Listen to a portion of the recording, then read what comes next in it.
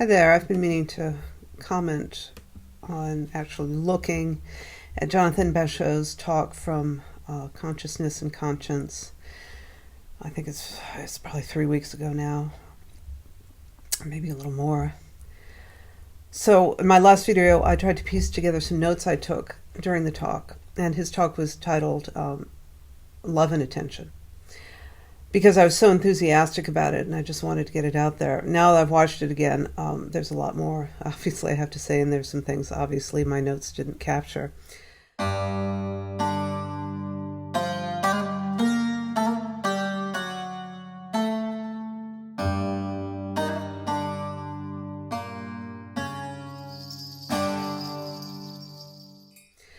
So one of the reasons I like the Pageau brothers' work, and Mathieu is back on the scene, so I'm referring to both of them because they're both really in my mind these days, both of their work, is that their metaphysics is an all-encompassing system for understanding how things work, the same as Pirsig's metaphysics. There's one distinction, though, between Pirsig's and the Pageau's metaphysics, and it's that Pirsig's indicates explicitly that it's applicable to all phenomenon from the dawn of time to the end of eternity, ongoing. And the Pageau's metaphysics are, this is what Jonathan said during his talk, they're through the lens of human consciousness. Now, obviously, so are Pirsig's. In order to even, derive a metaphysics, they have to be obviously through our own consciousness. But this is explicitly framing things in terms of the human, whereas Pirsig's metaphysics are like, this is a metaphysics of all of reality, and this is how everything works. There is a certain degree of that in the Pageau's metaphysics, implicitly, but explicitly, it's about human consciousness, and focuses primarily on human interaction. So Pageau will talk about Christ, the universal man, who I think, or from what I can understand, is a central representative of this consciousness. Also, there seems to be an increasing crossover in this corner with consciousness studies per se of the non-theistic and scientific nature. This is why Richard Maudel was invited. This is why you see Don Hoffman, on the periphery of this corner. A lot of these guys who are not necessarily, who are more scientific and less theistic, let's say. So in this, and consciousness studies, obviously, I don't know that much about it, but they've been going on for a long time, and there's certain names that come to the fore all the time. So in this elevated understanding, we can see that increasingly ancient ways of knowing are being integrated. For example, Don Hoffman is really into meditation. And the possibility then is, that implies a possibility for unification of religion and science. And that seems to actually be happening in new and interesting and valuable ways. And so a lot of the discussion in this corner kind of circles around that. So Pageau starts by saying that this discussion in this little corner, which has been going on for years, is a generous discussion. So I think that means that the fact that some in this corner are theists and some are all manner of agnostics, non-theists, and rarely atheists, is actually not relevant. What's relevant is trying to make sense of the way things really are underneath of what we've insisted is the only way to look at things for the past 400 years, which is this purely materialist framework, which all these guys are kind of trying to demolish and restructure in a way that makes more sense. So this new lens seems to be emerging as the primary antidote for the meaning crisis, something I believe Pirsig would agree with and approve of, because there is so much functional consonance between Pirsig's quality-centered metaphysics and Pageau's metaphysics, and obviously other things that are going on, Vervaeke's relevance realization, Vervaeke's theory. There's a lot of crossover with Pirsig. And John and I talked a couple of years ago about that, and I was, I think I would have a lot more to say about that now that I know Pirsig's work so much better than I did at the time. So let me reflect on that by showing some of the first few moments of Jonathan's talk. This is his talk, Love and Attention. The framing of the conference was a way to maybe try to help us think about or look at how is it that conscious experience, consciousness, how is it related to morality? I don't like the word morality. I rarely use it. I would rather use the good, if that's okay with you, and we'll move into why I use that term. It has a long history. And this is something, for those who have followed my own discussions, it's something that I've been fascinated with from the beginning, which is the problem of what John calls combinatorial explosion, the problem of framing as we approach reality. That is, we realize that phenomena is too complex. As an artist, it's something that anybody who's a painter or an artist, you come to realize that very fast. Because if you sit in front of something and you're trying to draw it or paint it, I was talking to someone today who was explaining that experience, you realize there's way too much stuff out there. And I actually have to find a through line. I have to discover, I have to engage with a structure which is hidden or there potentially in the thing that I'm looking at. And one of the things I realized when I was in my 20s was that actually that's probably how we deal with most things. That we have to find a through line, as John, the term that John uses, which I like a lot, as we frame phenomena.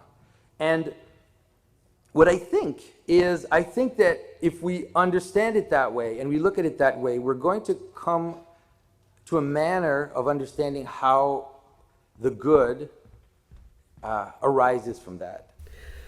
So there's that great term that we're using all the time, combinatorial explosion.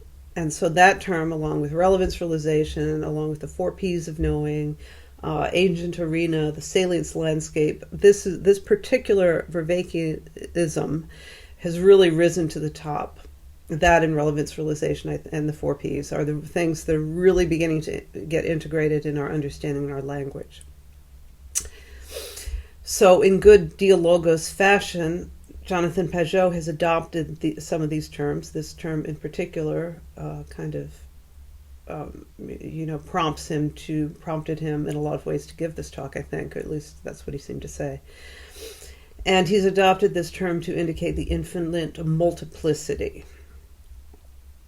So he uses this term through line, which I really love. The through line is, in the quality metaphysical approach, is an interesting term. It sort of is the highest quality pattern. It's the track of the train of quality, let's say, for the task at hand, which is the desired good. And that manifestation is the object that one tacitly or explicitly seeks. And by object, in Persigian terms, object is that meeting of subject and object that creates this third, they call it object. He calls it object, but that could be an idea, in the intellectual realm. It is a noun. So that manifestation is this thing that one tacitly or explicitly seeks. In the case of an artist, some kind of representation that pins down the quality he wants to express.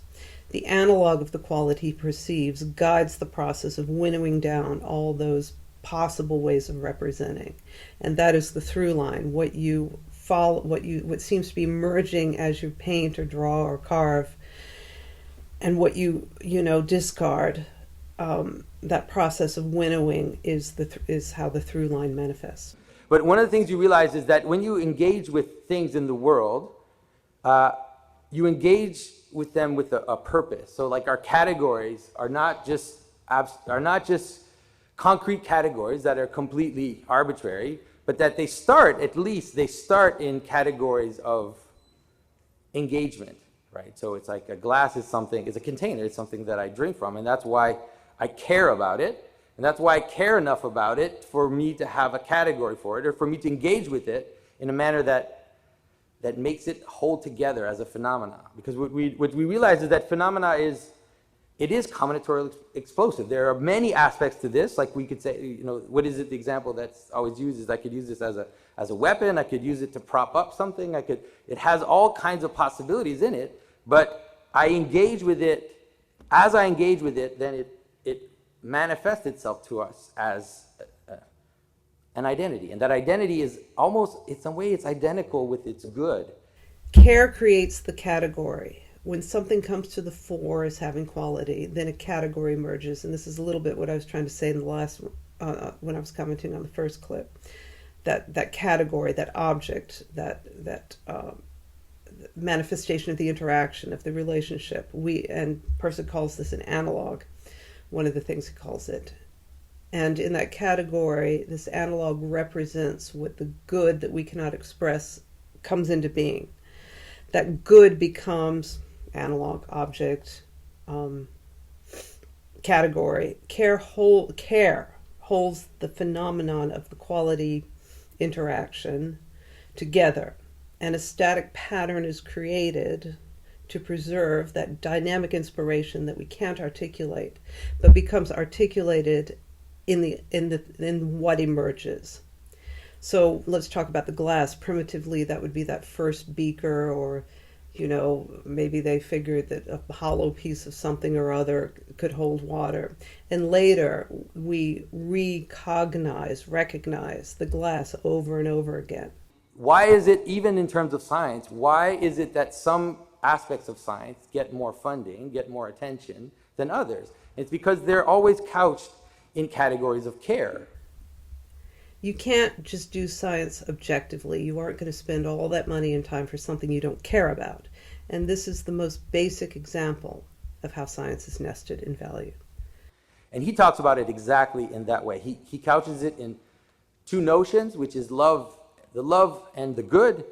That is, all humans perceive a good toward which they move, and that they at least think, or at least hope, that they will find rest in that good. And so if you think about it, every single one of your movements and anything that you do can be framed that way.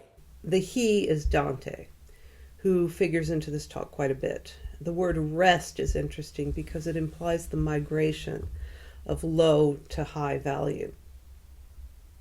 Remember that egg diagram from Jordan Peterson. This is a really good way of explaining the rest, because when the state you're in, according to this map, is unbearable, the unbearable present, the desired future. So the rest will be in what's better than where you are now. How you frame that is contextual, obviously. It could be that you're looking for a solution, or just for pleasure, or just actual rest. You're looking for a bed, right? You're tired.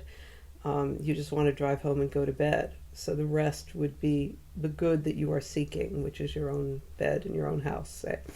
But the state you're in is agitating. So the good puts that agitation to rest the moment it occurs. That we actually act towards goods. We protect ourselves from things that will hurt us, and we move towards things that we recognize as being good. That statement shows how avoiding something, or you could say hatred, is actually love in inverse. So avoiding the bad is being drawn towards the good, or drawn away from the bad towards the good, which is away from the bad. This is important to remember when determining what is good, because you could say, well, that's bad. So if everyone's, drawn to quality, then why are you repelled by these bad things? But it's just an inverse of quality. The good is in the avoiding the bad. And even further, just to throw this out there, if God is good, then why is there bad in the world? This is a question that agnostics and atheists always ask. Well, probably to show you that there's a good in getting away from the bad, or to contrast the good with the bad, or what I think is because there is always some kind of choice away from the bad. And the fact that there is some kind of choice away from the bad, in almost all cases, read Man's Search for Meaning, which I'm sure a lot of you have read, in the concentration camp, the worst possible situation. There was a choice to make, to live as meaningful an existence as you could in this absolutely horrible and probably terminal state. but you still have that choice. And I think my conception of God is the fact that that choice always exists, or at least one way to articulate my burgeoning understanding of God, ongoing. The relationship between subject and object is quality. The love relationship towards high quality, the hate away from, but quality nonetheless. Hate is repulsion, low quality, jumping off the hot stove. Love is the love that arises, for example, when seeing in an instant a light on a flower. Like Marc Lefebvre would say, the ineffable beauty of the moment. The categories that we have and the categories we even perceive in the world are related to their good. And in that statement, he's saying the quality creates objects, or in this lingo, categorization. When something is perceived as good, it stands out. It stands out enough, often enough, or profoundly enough for it to solidify somehow. And then that solidification is that identity. Or, as Pirsig would say, becomes a static pattern of value, or its thingness emerges, or an object is created. I'm kind of being repetitive, but for the sake of, consolidating all this. These things are created as manifestations of the good we perceive, and if that good is enduring enough, the pattern endures. There have been patterns that have endured for, 3.5 billion years on this planet, and, more than that outside of this planet. So, an apple, is it a good apple? That means a different thing than a good chair or a good anything. Or even in terms of science, it's super interesting because scientists, when they study something, they will reduce all the parameters down to their variables that they're looking for. And they'll create a frame, and then they will have to judge whether or not the facts they're looking at fit the good that they're aiming for. But there's no other way to do it. So you have to decide, I'm studying this for this reason, and now I have to see which facts, because I'm obviously, if I'm studying a rhinoceros, right, it's like I'm not going to be looking at the clouds, because that doesn't fit in the good that I'm looking for. And even if I'm studying a rhinoceros, I have to study the rhinoceros in a certain direction, in a certain frame, a certain aspect of it. And then all the facts, I'm going to see which facts fit in that good, and some of them which don't fit so much. There's always going to be things that are going to be kind of on the margin, and I have to decide, where do I cut off? Where do I remove the facts that don't fit into the good that I'm caring about, and which ones do, and then I can get to the purpose that I'm doing. So even science actually functions in that manner in the process. So often people will then describe the results of science and say, well, here are these objective results and everything, but those objective results are always couched in someone searching for a good and organizing facts towards a purpose, and then not deciding or perceiving which facts fit and aim at the good that they're trying to find. And sometimes a scientist will identify a good, will start to organize facts towards that, and they'll realize that no, the facts just don't actually, you can't reach the thing that I'm doing. My theory doesn't work. So I have to find a new theory to try to gather these facts together if I'm going to make sense of the world. And so one of the things that I've been thinking of is that I think is ultimately just that is the source of morality, or the source of the good. We see the good in things, but then there's a manner in which, as soon as that becomes a question of people, or as soon as that becomes a question of others, that I see in them a reflection of myself, I see them as like me, then the good of the glass, which is there to drink out of, becomes a different kind of good. But there's nonetheless that. And in Dante, that's the way that it's presented to us, is that Dante, and it has to do with love. That is, love is the thing that draws you towards the good. So in this section, he's saying three things. Now, the part about morality, I'm not 100% able to really comment on in an extremely concise way, so I'm just going to muddle through it. So the three things he's saying is that categories or objects or patterns of value are manifestations of that original perception of good. We've been talking about that. So the second thing he's saying is that science uses this method of manifesting an idea of good. Science winnows out purposely from the whole dynamic continuum that gives this continuum of potential that gives birth to patterns and objects, and finds out what it needs to support or deny a hypothesis.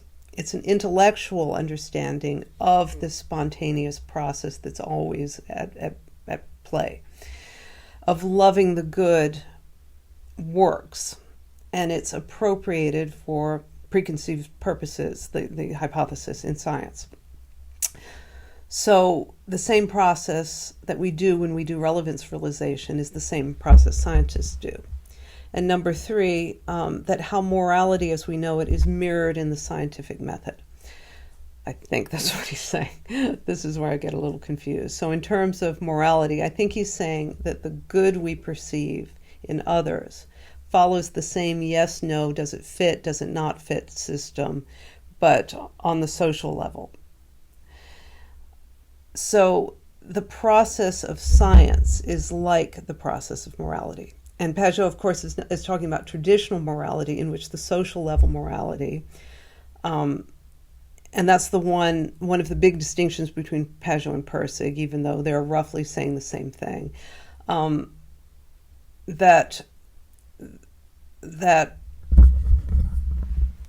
the morality we have as people and as a society kind of develops the same way that scientific conclusions develop. So Pirsig would say, though, that the good is morality in itself. The good is morality. And that means that the good occurring at all levels of evolution. And each level of evolution has its morality. This is another big distinction. I think I alluded to this at the beginning, is this all level versus social level differentiation between the metaphysics. So Pageau is talking about the morality that occurs among people, among societies, what's right and wrong behavior, human behavior, let's say. And this really is the most practical sense of morality. It is morality that we're going to actually use because it's going to inform even the intellectual level. How we use the intellectual level, how we use science is going to be informed by this social level morality. If you know that you have all these levels of morality operating you, however, this is actually, the Pirsig way is in a way is a better way to make sense of why people do bad things. Because if you have this biological morality that's in you and that is kind of fighting for control with social and intellectual level morality, or social level morality, rather, more specifically, and that biological morality wants you to do certain things that are not good for your social level, it's easier to understand and curb it. It's like there's a separate entity operating with you. And this is yet another reason I really like the parts models of understanding personality. So if you have this id, let's say, which kind of is another way of looking at the biological, and eat and get everything, it's easier to curb it, because I'm afraid when you try to order biological morality along the lines of social morality, it doesn't make sense, and that's why there's so much conflict, and there's so much strife between the liberal humanist types who say, well, go for it, and the conservative church, and this has always been a fight, because social level morality is a fight against biological urges. In Dante, what happens in him is that he finds himself right in this dark place. He finds himself basically in a place of nihilism, a place of he can't move. He's stuck. And that's the place where you have no good and you have no love. And we've all experienced moments like that, and we know people that fall into that. Someone who's depressed can be physically fit. They're completely physically in good shape. They could do all the things if they physically, but they can't find a purpose to move, and they can't light a love to get them to move. And so when they lay in bed all day, and you're like, well, just get up and do something, but there's no love. There's no draw. There's nothing pulling me forward. He's describing that state of depression that, again, Jaak Panksepp described as some kind of flaw with the seeking system. And the seeking system in Panksepp's emotional model is the undercurrent emotion that of going towards, of going forth, of movement that that allows us to function at all in the world. And if that isn't working, you are going to lie in bed all day. It doesn't matter, like Jonathan says, how physically fit you are. So in the case of animals, that propels survival. And for us, you know, in human beings, it's a lot more sophisticated than that, obviously. But a flaw with this system, and that's what Panksepp was looking for and trying to find a cure for, manifests in these symptoms of depression, such as loss of interest in things you once enjoyed, and hedonia. There's no love. And as a therapist, I think this frame actually has some good implications. So I need to think about this more. How do you spark the seeking system? How do you spark a tinge of love in someone who doesn't feel any? Humans are driven towards the good in people. Like, we're not abstractly driven towards morality.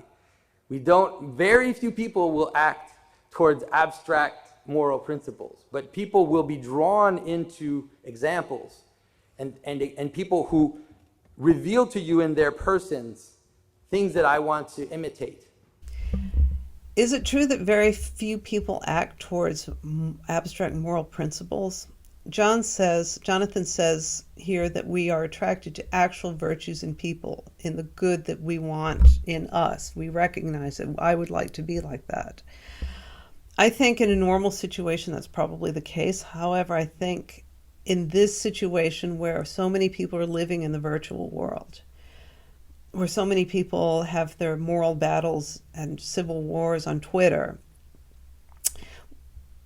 we are in fact more attracted to abstract moral principles, intellectual notions of morality, than the actual good we see in other people, because a lot of times we aren't even seeing other people a lot. So in our virtual world, it's the idea of virtue rather than virtue itself that is actually what is drawing people, and that is a serious flaw in the machine. That's a very, that means we're operating at a very low level. So in the big picture, though, or what we would like to be the case, or what should be the case, and maybe is something else we need to be working on, is being back in community where we are drawn to the good in each other and we improve ourselves based on what these other people embody that we want to be morally, and vice versa. So really, Jonathan is pointing out how we should be, but this is a major aspect of the meaning crisis, that for the time being, people are drawn to the idea of being moral rather than actually being moral.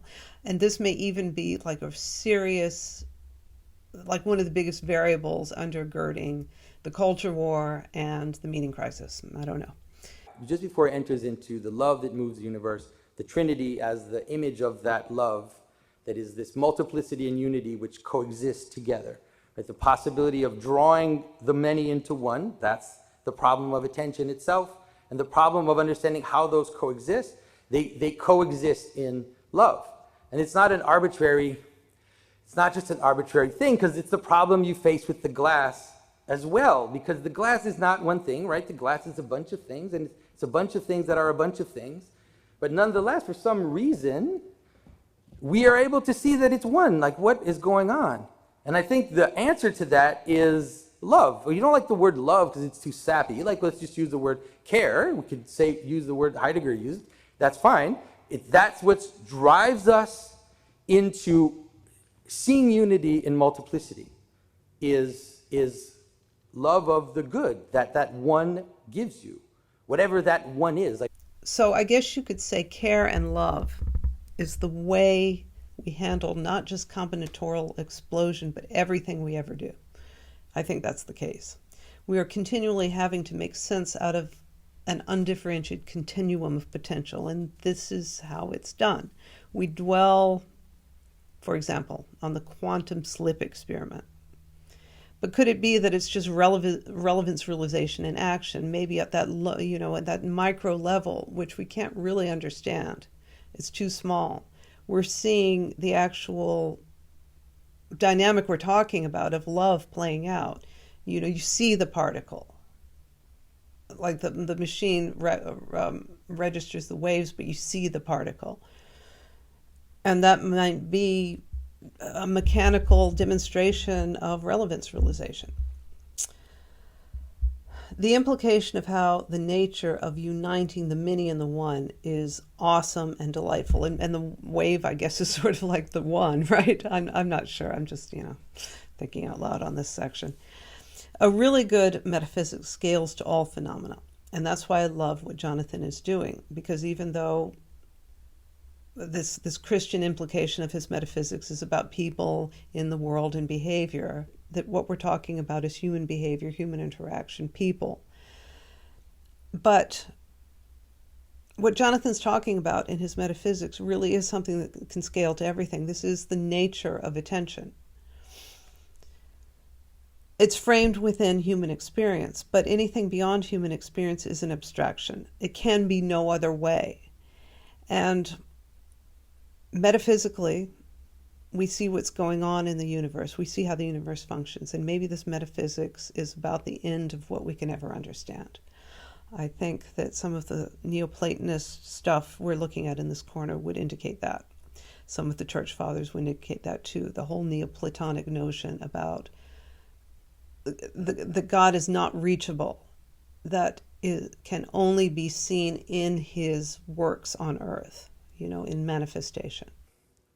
saying that the phenomenological experience of reality is primal. It's before whatever scientific categories you give. So the reality of a tree is first phenomenologically the good that it offers, and then if you want to start breaking down its cell structure, that is helpful and it's fine. But that there's a good in which we first even know that a tree is one thing. So he's talking about the pre-intellectual awareness of quality. Once it enters consciousness, then you do what you will with it. But that quality relationship, that moment of quality really is all there ever can be determined to be in reality. Everything else is in its wake. Everything else is an aftermath of the quality relationship. And ultimately, I think that's what all spiritual practices say, at least the mystical side of spiritual practices, which is the pre-intellectual side of dogma, right?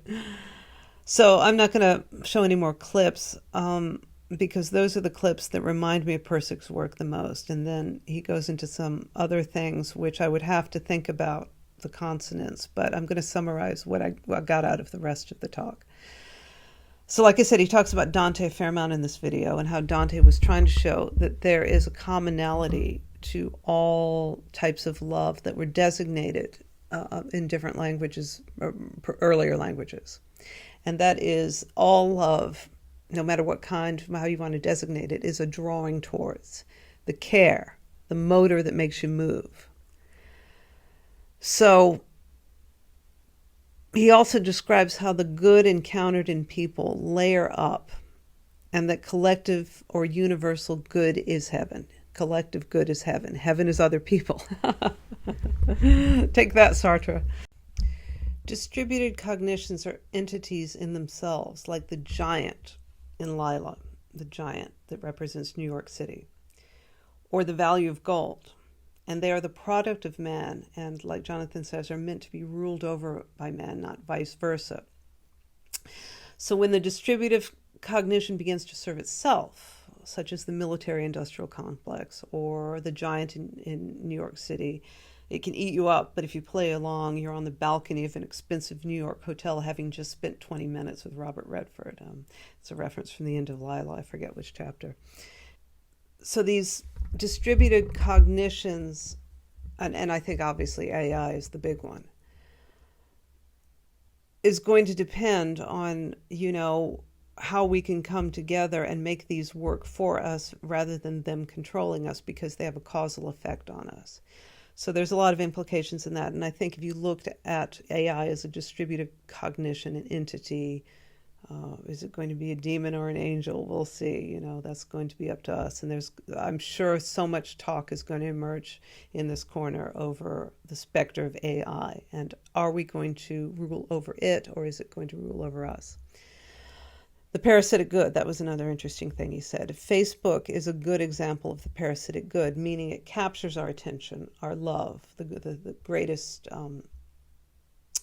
attribute we have, and uses that, parasitizes it to go after something lower, to gain money. So without a higher purpose, the presumptive purpose of Facebook, of course, is for people to unite with their families, etc., for it to serve man. But the ultimate purpose, the secret purpose, the lower one, money, is the actual purpose, or ends up being the actual purpose. So it has to force everything towards that partial goal. The total goal is the good of humanity, or the good of being, let's say, reflected in the universal man, I think. The lower purpose is just the section of human desire, which is money. So money is rational in the classical sense of rationality, reasonable, but sometimes not good, like Pirsig would say. So without that higher goal, without the highest love, without quality at the top versus money or power or whatever, you really don't have cohesion, because this is only a partial view of the good. That's not to say money in itself is bad if it is put in its proper place. When it's at the top, you have to push aside some other aspects, and that means that the cohesion, the cohesion breaks down, because you have to push these things aside and ignore them. They're still on the margins. They're still going to bug you. Quality is the pure love relationship, and as Jonathan said, it holds things together. Care, it holds things together. Like I said, you can have that lower purpose, but it'll cut things the same way a scientist does to make it fit into a good at hand, a preconceived notion of good. So there will be side effects of fragmentation and all these parts that get left behind, which Pirsig would call platypi. And of course, Pirsig was trying to develop a metaphysics that wouldn't leave any anything behind, philosophical or otherwise. These things don't fit, so we just ignore them, and then we pay for that later. So the last part of this talk is why self-sacrifice is the proper relationship with these distributed cognitive entities, and why this stance causes what is below to line up in the proper order, so that all is in harmony. So everyone is going towards the same thing. It's like, I heard a description of a laser that everything is focused in one direction, and that makes the laser so powerful. When I say everything, I'm not sure what I'm talking about, but all the ways that direct the light are in alignment, and so the laser is powerful, and it's unity. And a laser is a really good example of the multiplicity and the unity. A magnet, same thing. The mystics of all faiths knew of ego death.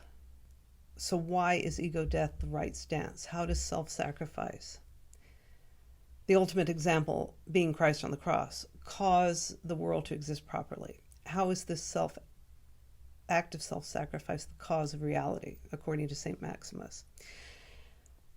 My understanding from what Jonathan says is it's because the multiplicity of phenomenon joins together in one identity, despite the fact they could exist in infinite other ways. But in order to exist, or at least in the consciousness of man, they have to sacrifice parts of themselves and take that one part of themselves that they all share, one identity, to cohere into one. And that really even technically makes sense. So in cases, idiosyncrasy must be sacrificed. Yet at the same time, the one needs to have a little flexibility to allow less than perfect coherence. And this may be what the margin represents in Pageau's metaphysics.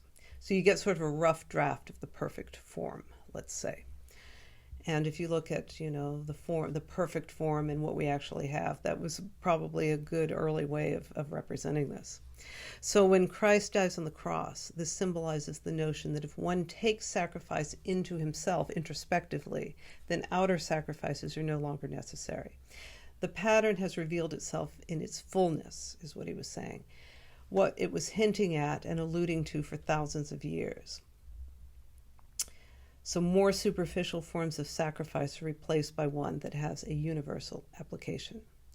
Higher beings exist, these collective cognitions, such as the value of gold, and have revealed themselves, like B values precondition A as high-quality social patterns. So it's not like gold is valuable and therefore we think it's valuable. The value of gold